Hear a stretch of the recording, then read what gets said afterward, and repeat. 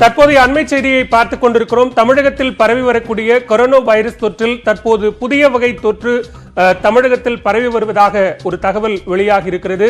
இதுவரை பரவி வந்த தொற்றினுடைய வீரியத்திலிருந்து இது ஒரு புதிய வகை கிளேட் A31 என்று சொல்லக்கூடிய ஒரு புதிய வகை வைரஸ் தற்போது தமிழகத்தில் பரவி வருவதாகவும் மகாராஷ்டிராவிலிருந்து இது பரவியதாக தமிழக அரசு தெரிவித்திருக்கிறது. இது தொடர்பான அனைத்து தடுப்பு நடவடிக்கைகளையும் சுகாதாரத்துறை மேற்கொண்டு வருவதாக கூறப்பட்டிருக்கிறது. கூடுதல் விவரங்களோடு இணைகிறார் செய்தியாளர் ரகுவரன்.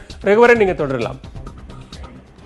அதாவது பிப்ரவரி மாதம் மார்ச் மாதத்தில் தமிழகத்தில் பரவிய வைரஸ் தொற்றிலிருந்து சற்று மாற்றம் ஏற்பட்டு வைரஸில் சில மாற்றங்கள் ஏற்பட்டிருப்பதாக தமிழக சுகாதாரத்துறை அதிகாரிகள் தெரிவித்திருக்கிறார்கள்.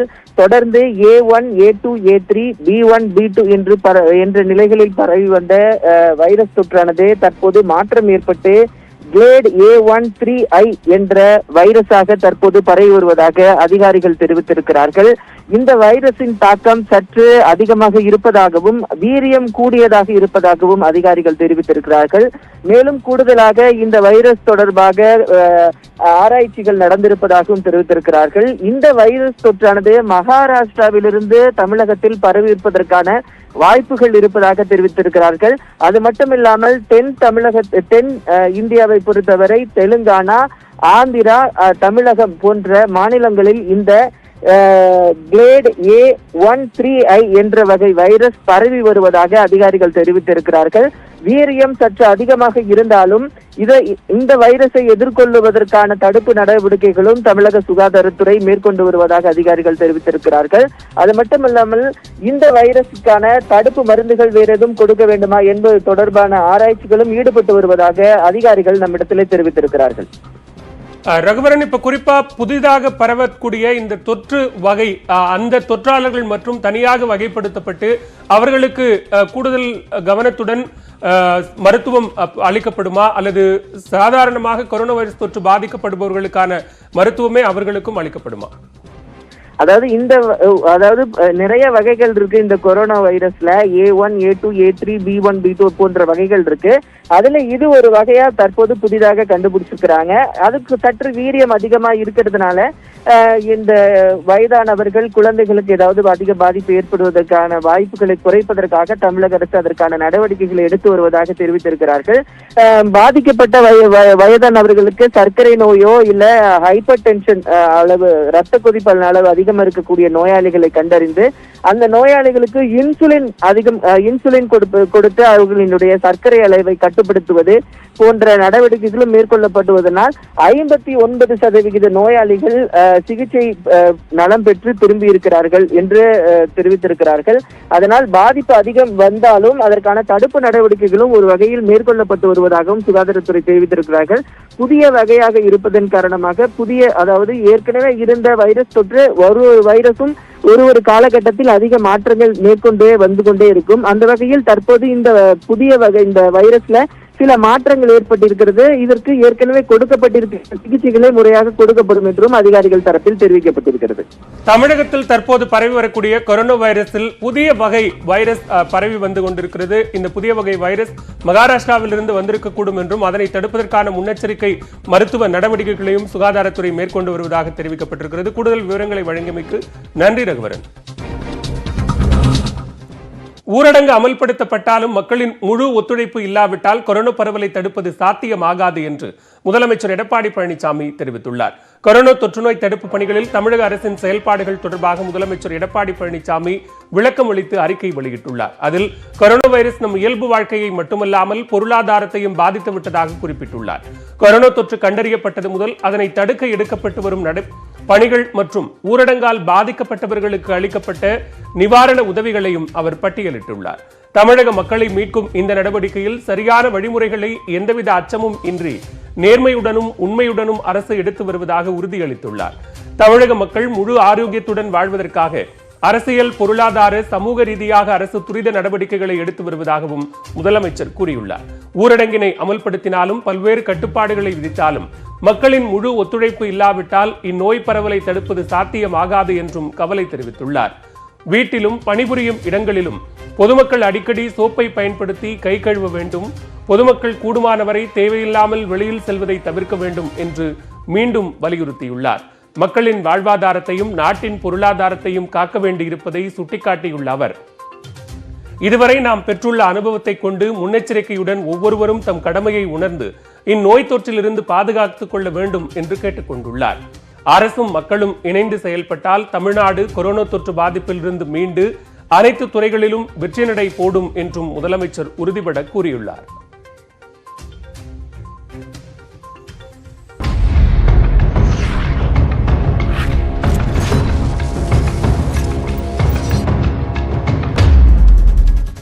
தொடர்ந்து விரைவு செய்திகளை பார்க்கலாம்.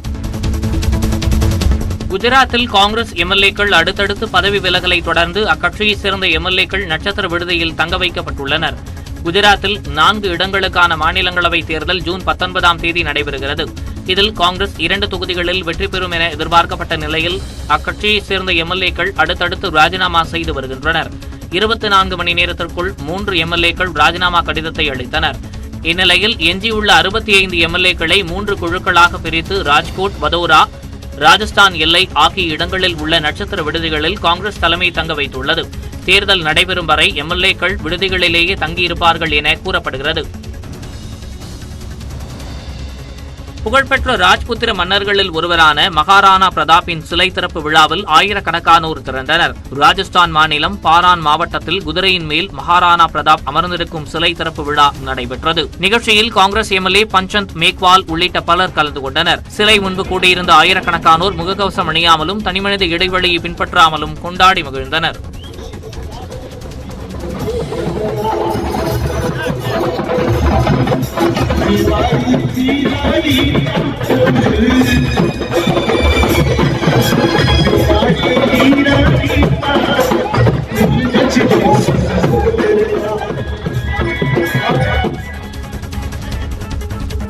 இந்தியாவில் கொரோனாவால் பாதிக்கப்பட்டோரின் எண்ணிக்கை 2,46,628 ஆக உயர்ந்துள்ளது.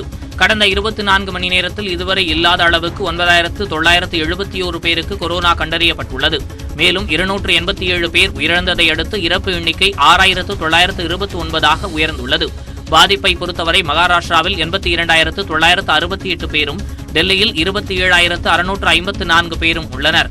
குஜராத்தில் பாதிப்பு 19,592 ராஜஸ்தானில் 10,331 அதிகரித்திருக்கிறது.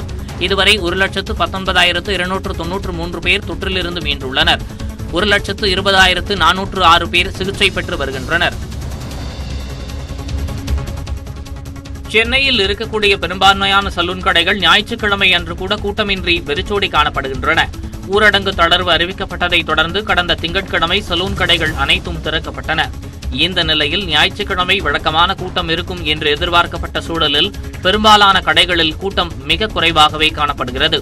சென்னை தியாகராய நகரில் உள்ள சலூன் நிலையங்களில் வாடிக்கையாளர்களுக்கு கிருமிநாசினி கொடுக்கப்பட்டு அவர்களின் தொலைபேசி மற்றும் ஆதார் எண் பெறப்பட்ட பின்பே கடைக்குள் அனுமதிக்கப்படுகின்றனர். சேலம் சென்னை இடையேயான 8 வழிச்சாலை திட்டத்திற்கு ஆதரவாக பேசிய அமைச்சர்கள் கருப்பண்ணன் மற்றும் கடம்பூர் ராஜுவை பதவி நீக்கம் செய்ய வலியுறுத்தி சேலம் மாவட்டம் நாடிக்கல்பட்டியில் விவசாயிகள் கருப்பு கொடி ஏந்தி போராட்டத்தில் ஈடுபட்டனர். விளைநிலத்தில் ஒருங்கிணைந்த அவர்கள் 8 வழிச்சாலை தொடர்பான வழக்கை அவசர வழக்காக விசாரிக்க கோரி உச்சநீதிமன்றத்தில் மத்திய அரசு தாக்கல் செய்த மனுவை திரும்ப பெறுமாறும் வலியுறுத்தினர். மேலும் விவசாயிகளின் கோரிக்கை என்ன என்பது குறித்து முதலமைச்சர் கேட்டறிய வேண்டும் எனவும் வலியுறுத்தினர். மாநில அரசு மத்திய அரசுக்கு துணை போகாதே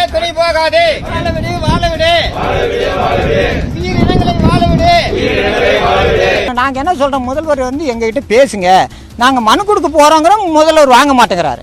எங்ககிட்ட பேசுங்க, எங்க குறைய சொல்றோம், யார்கிட்ட சொல்லணும், டிஆர்ஓ பேச மாட்டேங்கிறாரு. கலெக்டருக்கு பேசினா நீங்க பேசாத நில்லுங்கிறீங்க. நாங்க ஆட்சியாளர்கிட்ட டிஆர்ஓ கிட்ட மனு கொடுத்துருக்குறோம், இந்த மாதிரி இருக்குது தகவல்னு சொல்லியிருக்கோம், அது மேலே விசாரணை பண்ணுங்க அப்படின்னு சொன்னால் இது வரைக்குமே பதிலே இல்லை. இப்போ வழக்கு இருக்கும்போது என்ன வழக்கு முடியணும் இல்லை, நாங்கள் கேட்ட பதிலில் கேட்டால் வழக்கு இருக்கிறதுனால எந்த பதிலும் சொல்ல முடியாதுங்கிறாங்க. வழக்கே இருக்கும்போது மந்திரி எப்படி பேசலாமா?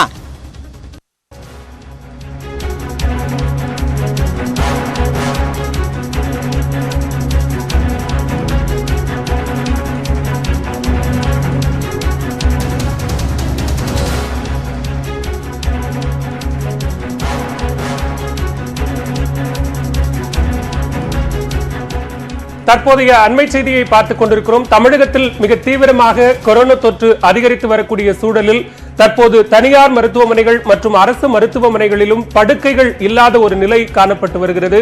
எனவே தற்போது தனியார் மருத்துவமனைகளிலும் படுக்கைகள் நிரம்பியதால் படுக்கைகள் இருக்கின்றனவா என்பதை தெரிந்து கொள்வதற்காக தொலைபேசி எண் மற்றும் இணையதள முகவரிகள் அறிவிக்கப்பட்டிருக்கின்றன. கூடுதல் விவரங்களோடு இணைகிறார் செய்தியாளர் தனஸ்ரீ, நீங்க தொடரலாம்.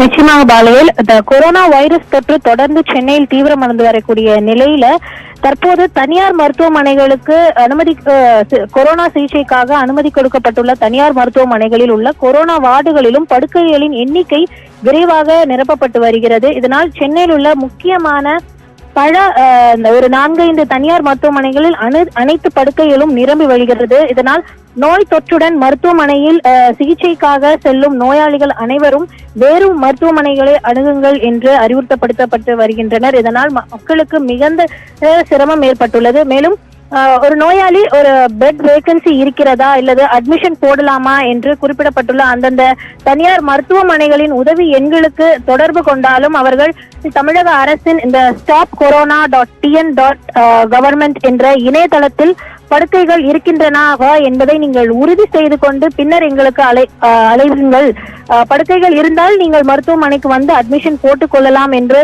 சொல்கிறார்கள். ஆனால் அதிலும் அந்த இணையதளத்தில் படுக்கைகள் இருப்பதாக காட்டினாலும் அந்தந்த மருத்துவமனைகளுக்கு நோயாளிகள் அழைத்து விசாரிக்கும் போது படுக்கைகள் நிரம்பி விட்டதாக தெரிவிக்கிறார்கள்.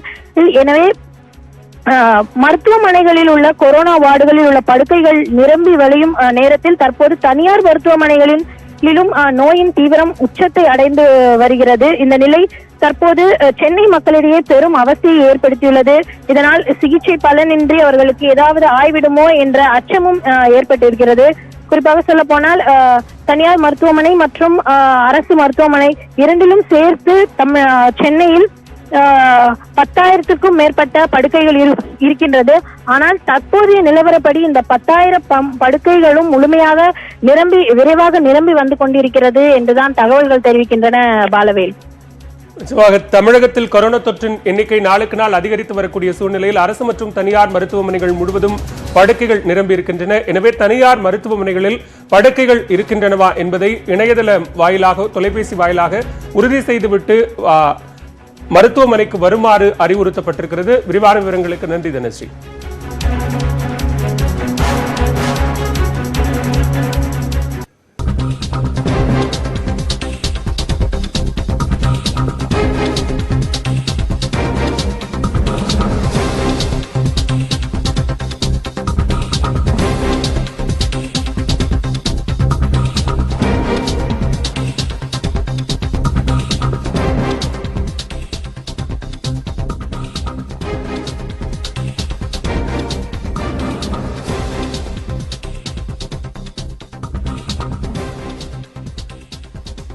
தற்போதைய அண்மை செய்தியை பார்த்துக் கொண்டிருக்கிறோம். முதலமைச்சர் எடப்பாடி பழனிசாமி இன்று மாலை 6 மணிக்கு மக்களுக்கு உரையாற்ற உள்ளார்.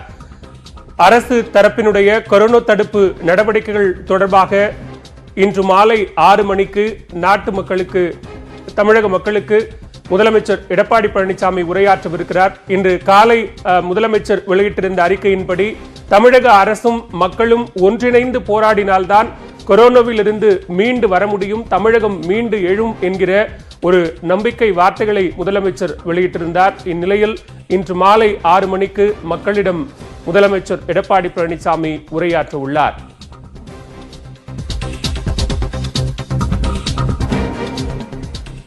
தொடர்ந்து விரைவு செய்திகளை பார்க்கலாம். கொரோனா தொற்று வேகமாக பரவி வருவதால் சென்னை காசிமேடு மீன்பிடி துறைமுகத்தில் கடும் கட்டுப்பாடுகளுடன் மீன் விற்பனை நடைபெறுகிறது. காலை 6 மணி முதல் 11 மணி வரை மட்டும் வியாபாரிகள் அனுமதிக்கப்படுகின்றனர். மொத்த வியாபாரிகள், சில்லறை வியாபாரிகள் தனித்தனியாக அனுமதிக்கப்படும் நிலையில் முகக்கவசம் அணிவது கட்டாயமாக்கப்பட்டுள்ளது. தனிமனித இடைவெளியை பின்பற்றுவதற்காக அங்குள்ள தற்காலிக ஏலச்சந்தைகளில் தடுப்புகள் ஏற்படுத்தப்பட்டுள்ளன. காசிமேடு காலி மைதானத்தில் பொதுமக்கள் மீன்களை வாங்க அனுமதிக்கப்படுகின்றனர்.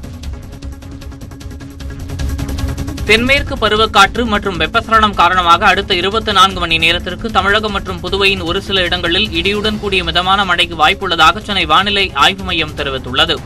தேனி, திண்டுக்கல், நீலகிரி, கன்னியாகுமரி மாவட்டங்களின் ஓரிரு இடங்களில் இடியுடன் கூடிய கனமழை பெய்யும் எனவும், சேலம், நாமக்கல், தருமபுரி, விழுப்புரம் மாவட்டங்களில் மிதமான மழைக்கு வாய்ப்பு இருப்பதாகவும் தெரிவிக்கப்பட்டுள்ளது. கடந்த 24 மணி நேரத்தில் நீலகிரி மாவட்டம் தேவாலாவில் 13 சென்டிமீட்டர் மழையும், வேடச்சந்தூர், குளச்சல் பகுதிகளில் 8 சென்டிமீட்டர் மழையும் பதிவாகியுள்ளது. சென்னையில் நகரின் ஒரு சில பகுதிகளில் லேசான மழைக்கு வாய்ப்புள்ளதாக தெரிவிக்கப்பட்டுள்ளது. மன்னார் வளைகுடா, லட்சத்தீவு, மாலத்தீவு, கேரள கடலோர பகுதி மற்றும் அதனை ஒட்டிய தென்கிழக்கு அரபிக்கடல் பகுதிகளில் மணிக்கு 40 முதல் 50 கிலோமீட்டர் வேகத்தில் காற்று வீசக்கூடும் என்பதால் மீனவர்கள் அடுத்த 24 மணி நேரத்திற்கு இப்பகுதிகளுக்கு செல்ல வேண்டாம் என அறிவுறுத்தப்பட்டுள்ளது. சென்னை ராயபுரத்தில் உள்ள அரசு குழந்தைகள் காப்பகத்தில் மேலும் 12 சிறுவர்களுக்கு கொரோனா தொற்று உறுதி செய்யப்பட்டுள்ளது. வடசென்னை மற்றும் சென்னை புறநகர் பகுதிகளில் இருந்த ஆதரவற்ற குழந்தைகள் ராயபுரத்தில் உள்ள குழந்தைகள் காப்பகத்தில் கடந்த 2 மாதங்களாக தங்க வைக்கப்பட்டுள்ளனர். மொத்தமாக 57 சிறுவர்கள் தங்கியிருந்த நிலையில் அதில் நேற்று 23 சிறுவர்களுக்கு தொற்று இருப்பது கண்டறியப்பட்டது. இதைத் தொடர்ந்து நடைபெற்ற பரிசோதனையில் மேலும் 12 சிறுவர்களுக்கு கொரோனா உறுதி செய்யப்பட்டுள்ளது. பாதிக்கப்பட்ட சிறுவர்களுக்கு தண்டையார்பேட்டை தொற்றுநோய் தடுப்பு மருத்துவமனையில் சிகிச்சை வழங்கப்பட்டு வருகிறது. புதுச்சேரி அருகே மகளிர் காங்கிரஸ் பிரமுகரின் கணவரை அடையாளம் தெரியாத கும்பல் ஒன்று ஓட ஓட விரட்டிச் சென்று வெடிகுண்டு வீசி கொலை செய்துள்ள சம்பவம் அதிர்ச்சியை ஏற்படுத்தியுள்ளது. புதுச்சேரி மகளிர் காங்கிரசின் பொதுச் செயலாளரான ரத்தினதேவியின் கணவர் கொட்டா ரமேஷ் என்பவர் மீது பல்வேறு குற்ற வழக்குகள் நிலுவையில் உள்ளன. இந்நிலையில் காலை நடைபயிற்சி சென்ற அவரை புதுச்சேரி அருகே உள்ள தமிழக பகுதியான கோட்டாக்குப்பத்தில் 3 பேர் கொண்ட கும்பல் ஓட ஓட விரட்டி வெடிகுண்டு வீசியுள்ளது. இதில் நிகழ்விடத்திலேயே கொட்டா ரமேஷ் உயிரிழந்தார். போலீசார் நடத்திய முதற்கட்ட விசாரணையில் பணம் கொடுக்கல் வாங்கலில் ஏற்பட்ட மோதல் காரணமாக இந்த கொலை நடந்திருப்பது தெரியவந்துள்ளது. சென்னையில் பெட்ரோல் மற்றும் டீசல் விலை 34 நாட்களுக்கு பிறகு இன்று உயர்ந்துள்ளது. தமிழகத்தில் பெட்ரோல் மீதான மதிப்பு கூட்டு வரி 28லிருந்து 34%ஆகவும், டீசல் மீதான வரி 20லிருந்து 25%ஆகவும் கடந்த மாதம் 4ஆம் தேதி உயர்த்தப்பட்டது. அதனால் பெட்ரோல் விலை லிட்டருக்கு 3.26 ரூபாயும், டீசல் விலை 2.51 ரூபாயும் உயர்ந்தது. இந்நிலையில் கடந்த 34 நாட்களாக சென்னையில் ஒரே விலையில் நீடித்த பெட்ரோல், டீசல் விலை இன்று உயர்ந்தது. பெட்ரோல் 53 காசுகள் உயர்ந்து லிட்டருக்கு 75 ரூபாய் 54 காசுகளாகவும், டீசல் 52 காசுகள் அதிகரித்து லிட்டருக்கு 68 ரூபாய் 22 காசுகளாகவும் உள்ளது. சென்னையிலிருந்து சொந்த ஊர்களுக்கு செல்லும் புலம்பெயர் தொழிலாளர்களுக்கு நடிகை வரலட்சுமி சரத்குமார் உணவு, தண்ணீர், முகக்கவசங்கள் உள்ளிட்ட நிவாரணப் பொருட்களை வழங்கினார். சென்னை உட்பட தமிழகத்தின் பல்வேறு பகுதிகளிலிருந்து ஏராளமான புலம்பெயர் தொழிலாளர்கள் தங்களது சொந்த ஊர்களுக்கு ரயில் மூலம் செல்கின்றனர். இந்நிலையில் நடிகை வரலட்சுமி சரத்குமார் தான் தொடங்கிய சேவ் சக்தி என்ற அமைப்பின் மூலம் தொழிலாளர்களுக்கு உதவிகள் வழங்கினார். அப்போது வரலட்சுமியின் தாய் சாயாதேவி மற்றும் சேவ் சக்தி அமைப்பின் உறுப்பினர்கள் உடனிருந்தனர். உலகம் முழுவதும் கொரோனா பெருந்தொற்றால் பாதிக்கப்பட்டோர் எண்ணிக்கை 70 லட்சத்தை நெருங்கியுள்ள நிலையில் நோய் பாதிப்பால் 4 லட்சத்திற்கும் மேற்பட்டோர் உயிரிழந்தனர். அமெரிக்காவில் தொற்று பாதிப்பு 19,88,000ஆகவும் உயிரிழப்பு 1,12,000ஆகவும் அதிகரித்துள்ளது. பிரேசிலில் புதிதாக 27,000 பேர் உட்பட 6,73,000 பேருக்கு தொற்று கண்டறியப்பட்டுள்ளது. அங்கு கொரோனா தொற்றால் 35,000த்திற்கும் மேற்பட்டோர் இறந்துள்ளனர். ரஷ்யாவில் 4,58,000 பேருக்கும், ஸ்பெயினில் 2,88,000 பேருக்கும் தொற்று உறுதி செய்யப்பட்டுள்ளது. இங்கிலாந்தில் உயிரிழப்பு 40,000-ஐ கடந்துள்ளது. உலகளவில் இதுவரை 34 லட்சத்திற்கும் அதிகமானோர் சிகிச்சை முடிந்து வீடு திரும்பியுள்ளனர். ஜியோ நிறுவனம் தனது ப்ரீபெய்ட் வாடிக்கையாளர்களுக்கு டிஸ்னி மற்றும் ஹாட்ஸ்டார் VIP சந்தாவை இலவசமாக வழங்கியிருக்கிறது. அதன்படி ஜியோ வாடிக்கையாளர்கள் 401 ரூபாய்க்கு ரீசார்ஜ் செய்தால் 90 GB டேட்டா, இலவச வாய்ஸ் கால் வசதியுடன் 28 நாட்களுக்கு டிஸ்னி மற்றும் ஹாட்ஸ்டார் VIP சந்தாவை பயன்படுத்திக் கொள்ளலாம். இதேபோன்று 2,599 ரூபாய்க்கு ரீசார்ஜ் செய்தால் 365 நாட்களுக்கு 740 GB டேட்டாவுடன் டிஸ்னி ஹாட்ஸ்டார் VIP சந்தாவை பெற முடியும். இதன் மூலம் புதிதாக ரிலீஸான பாலிவுட் திரைப்படங்கள், ஹிந்தி, தமிழ், தெலுங்கில் மொழிமாற்றம் செய்யப்பட்ட அவெஞ்சர்ஸ் எண்ட் கேம் போன்ற சூப்பர் ஹீரோ திரைப்படங்கள், அனிமேஷன் திரைப்படங்கள், குழந்தைகள் விரும்பி பார்க்கும் மிக்கி மவுஸ், டோரேமான் போன்றவற்றை கண்டுகளிக்கலாம். இதேபோன்று விளையாட்டுப் போட்டிகளை நேரலையில் காண முடியும் என்றும் ஜியோ நிறுவனம் அறிவித்திருக்கிறது. இந்தியா, சீனா இடையே ராணுவ அதிகாரிகள் மட்டத்திலான பேச்சுவார்த்தையில் முன்னேற்றம் ஏற்பட்டுள்ளதாக இந்திய வெளியுறவு அமைச்சகம் தெரிவித்துள்ளது. எல்லையில் நிலவும் மோதல் போக்குக்கு தீர்வு காண்பதற்காக இந்தியா, சீனா ராணுவ உயரதிகாரிகள் நேற்று லடாக் பகுதியில் பேச்சுவார்த்தையில் ஈடுபட்டனர். அப்போது ராணுவ மற்றும் ராஜ்ய ரீதியிலான பேச்சுவார்த்தை மூலம் எல்லை பிரச்சினைகளுக்கு தீர்வு கண்டு எல்லையில் அமைதியை நிலைநாட்ட ஒருமனதாக முடிவு செய்யப்பட்டது. இரு தரப்பிலும் ஏற்கனவே உள்ள ஒப்பந்தங்கள் படி பிரச்சினைகளை தீர்க்கவும் திட்டமிடப்பட்டது. இரு நாடுகளிடையே உறவு வலுப்பெற எல்லையில் அமைதி நிலவ வேண்டும் என்பதை இரு நாட்டு பிரதிநிதிகளும் ஒப்புக்கொண்டுள்ளதாகவும் மத்திய வெளியுறவுத்துறை தெரிவித்துள்ளது. அத்துடன் இரு நாடுகளிடையே ராஜ்ய ரீதியிலான உறவு தொடங்கப்பட்டு 70வது ஆண்டு அனுசரிக்கப்படுவதையொட்டி இரு நாடுகளும் உறவை வலுப்படுத்த பங்களிப்பை அளிக்கவும் இந்த கூட்டத்தில் முடிவெடுக்கப்பட்டது.